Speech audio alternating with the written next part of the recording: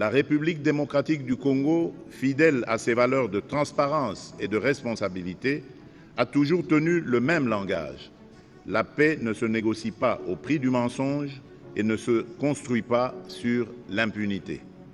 Et aujourd'hui, un développement majeur intervenu récemment vient nous conforter dans cette position. Il mérite d'être considéré avec le plus grand sérieux car il engage la responsabilité de la communauté internationale et appelle désormais des conséquences pratiques. Depuis des années, nous dénonçons, preuves à l'appui, le soutien extérieur dont bénéficie la violence armée sur notre sol.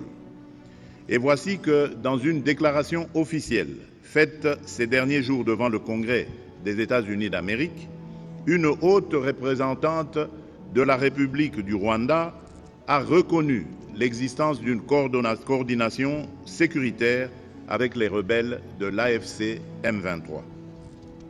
Cette reconnaissance n'est pas un détail de communication, encore moins une stratégie politique. Elle éclaire d'une lumière crue ce que de nombreux rapports et de multiples partenaires relevaient depuis longtemps, c'est-à-dire l'existence d'un appui déterminant à un mouvement armé insurrectionnel opérant sur le territoire souverain de la République démocratique du Congo. Si ce dialogue devait se tenir, il se déroulerait sur le sol national et serait conduit et organisé par les institutions de la République dans le respect de la Constitution, des lois de la République et des règles démocratiques qui fondent notre pacte national. Cependant, je le dis avec la même clarté, ce dialogue intérieur, aussi nécessaire soit-il, ne saurait tenir lieu de substitut aux obligations internationales.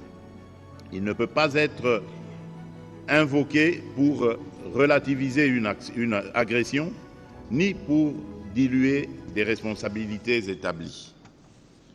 Comme je l'ai dit lors de mon dernier discours sur l'état de la nation devant le Parlement réuni en Congrès, la justice suivra son cours normal, avec rigueur, jusqu'au bout et sans complaisance, afin d'honorer la mémoire de celles et ceux injustement tombés du fait de l'agression.